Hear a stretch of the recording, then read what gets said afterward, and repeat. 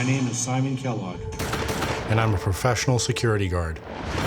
My job requires constant focus and split-second response time.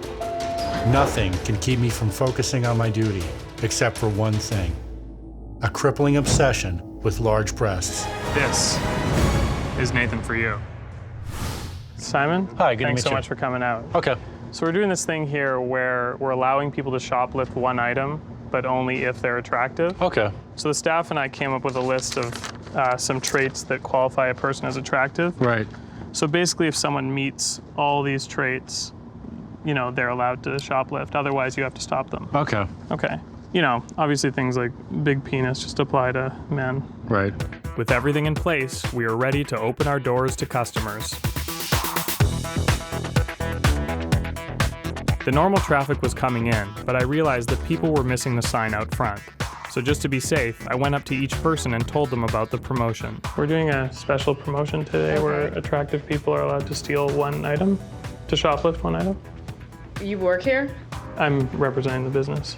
Why would you tell me to steal something?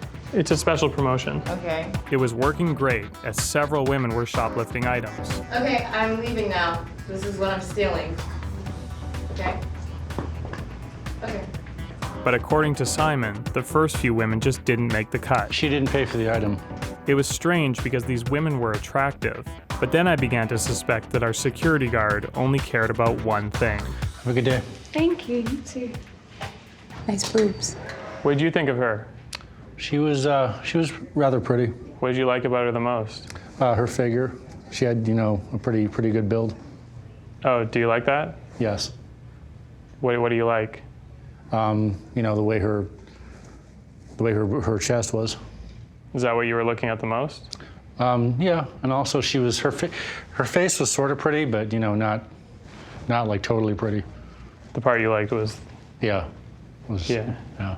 Big boobs wasn't on the list, and clearly Simon had an obsession. And after stopping several more attractive women with modest chests, You have to pay for all your items. Okay. I had to intervene. Let's say there's no list. You just see her on the street. What do you think of her? She is somewhat pretty, but she could be prettier. And what would make her prettier? To let her hair down and, maybe And smile. what was that? You did that after? To let her hair down and what? And I had to take Simon aside. So you're saying double D breasts are essential for you? It's got to be substantial. All right, we'll stick to the list then for now. All right, I'll stick to the list. Thanks. I'm looking for someone to help out with some of the researching tasks on my okay. show. Do you think that's your skill set? Yes. Now, I do know you have a vice, right? Yeah. Women with... With large chests. Yeah. I mean, you love that. Right. I mean, how much? I would say that I dream about it, or think about it. Almost every day of the week. What do you think about? I just think about like fondling or touching. Yeah. So, if I'm going to give you this job, I need to know that that's not going to be... You're not going to let yourself get distracted by that. No, I won't. Okay, great. Okay, let's cool. do it. Thanks, Nathan. Thanks, Simon. I told Simon that I wanted him to covertly research a business I was planning on helping for my show. All right, let's lock it up.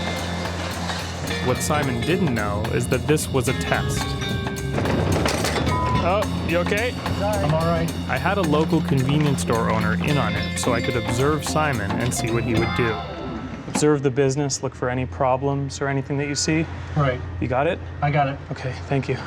Simon thought I was just dropping him off and leaving, but really, I had a plan to covertly re-enter the store and watch my test unfold. I never really use it because the arcade is more comfortable, but this custom-made cigar store Indian has a hollowed-out interior just big enough to fit my body.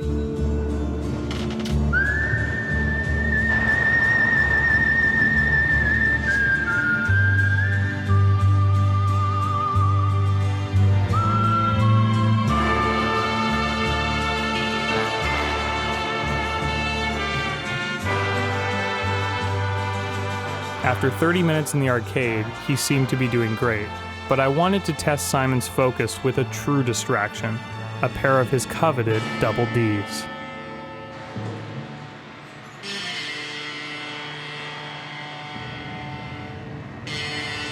I couldn't blame Simon for taking a peek, but I was pleased he quickly got back to his duties without blowing his cover or masturbating.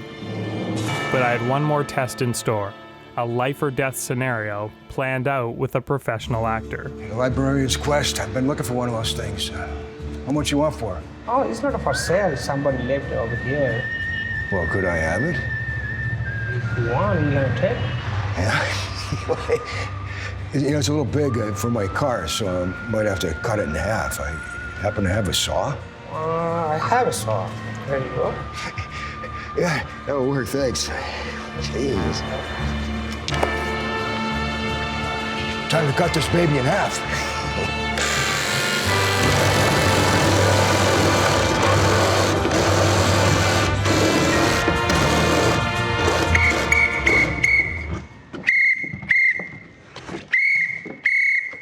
Thank you. Thank you. Thank you, Don. Yeah, my pleasure, man. All right, thanks. All right, Simon, Yeah. how you doing in there? I'm okay. All right, that was a test, and you passed. Okay. Simon did amazing. Any other man under that circumstance would have blown his cover. You're probably nervous right now. You probably need a hug. Yeah. You okay? It was a little nerve-wracking, but yeah, I'm okay. Well, you did great, man. Okay. Congrats. Cool. Yeah. All right. I was truly impressed by Simon, and it felt good knowing I had someone I could count on. Because you were so great, I have a surprise for you. Oh. Yeah. Okay. I want to introduce you to someone, Okay. but you have to promise me, be a gentleman. Okay. Okay? Yes. Trisha. Hi. Hi. How are you? Good. Good. Nice to meet you. Nice to meet you too. Very nice to meet you. Yeah. Yeah. Wow. Okay.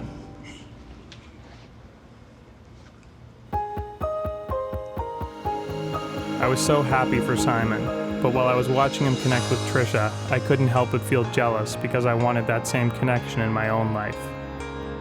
Oh well, more businesses next week. Last season on my show, I helped a private investigator named Brian Wolf by giving him a positive review on Yelp. I don't give a flying about Yelp, okay? But when I recently visited Brian, he told me something that came as a shock. When I was on your show, I've received a lot of phone calls from different production companies, and personally right now I have my own reality show. It's true. Brian got his own show on the Discovery Channel after I made him a star, but I got nothing from this deal.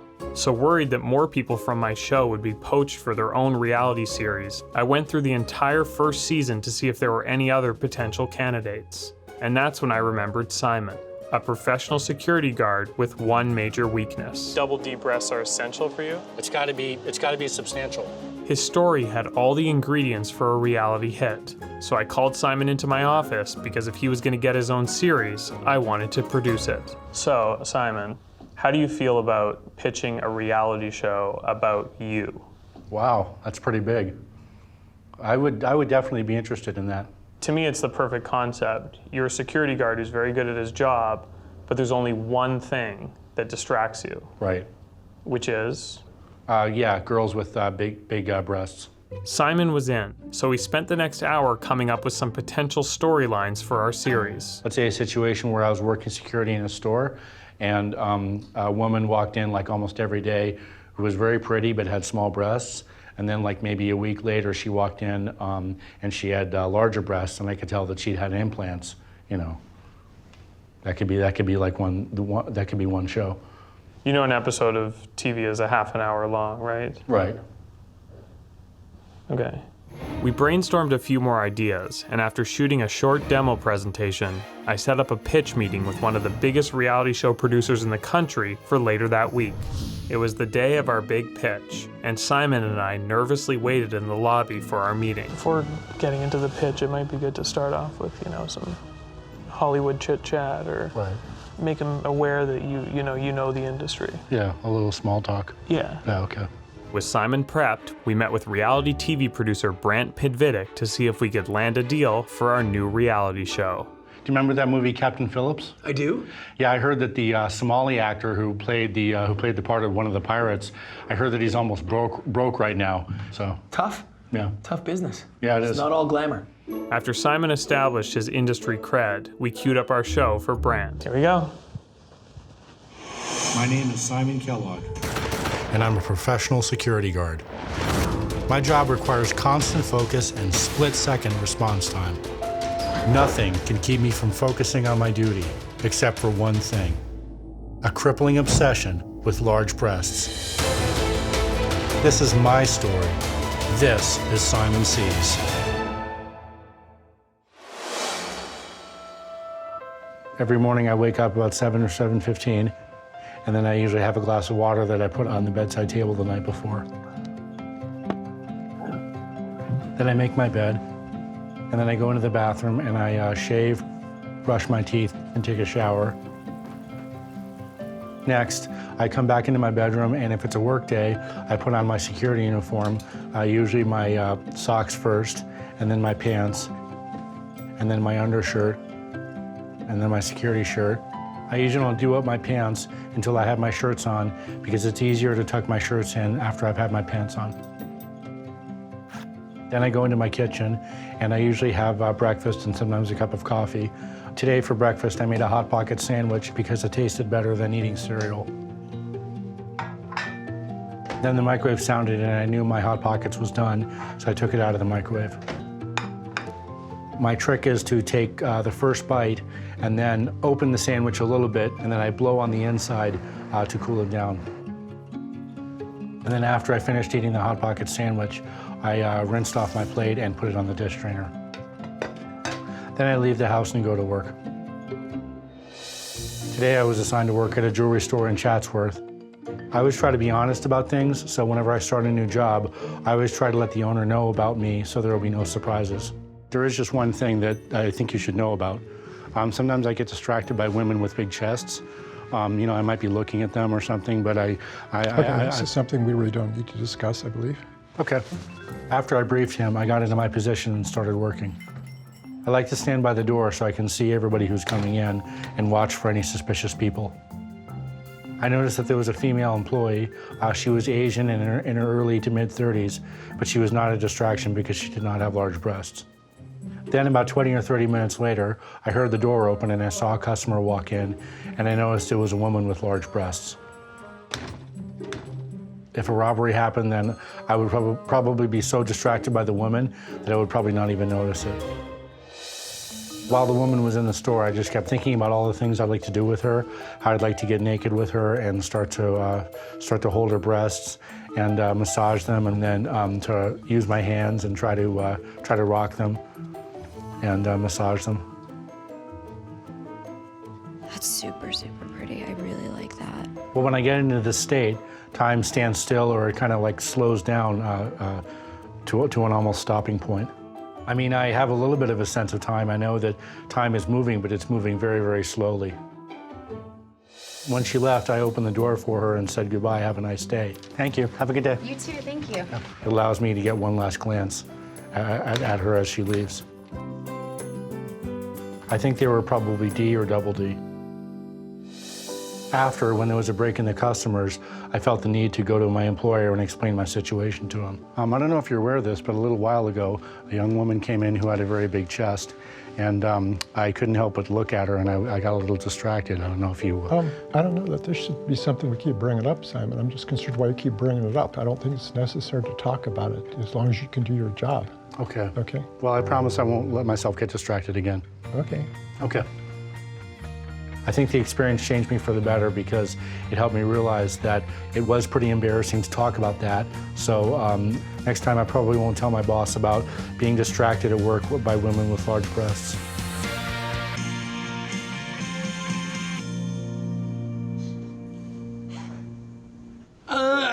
Listen, it's well shot, it's well put together. The idea that you can't do your job with large breasts floating around is a funny hook. Yeah. The biggest limitation, of course, is that there's nowhere to sell it. Well, I think that a lot of people, not just security guards, a lot of men, when they watch this, they would probably feel a little less like it was a perversion and more of a natural thing. You know? Yeah.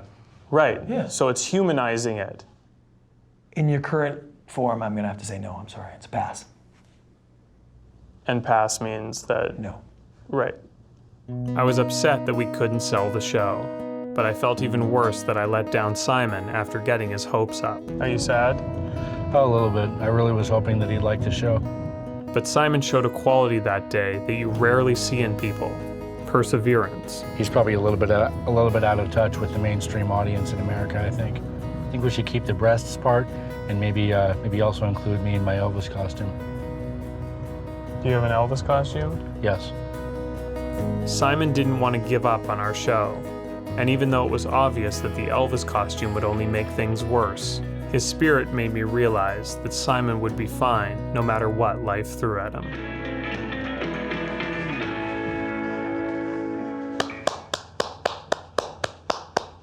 That was great. Okay.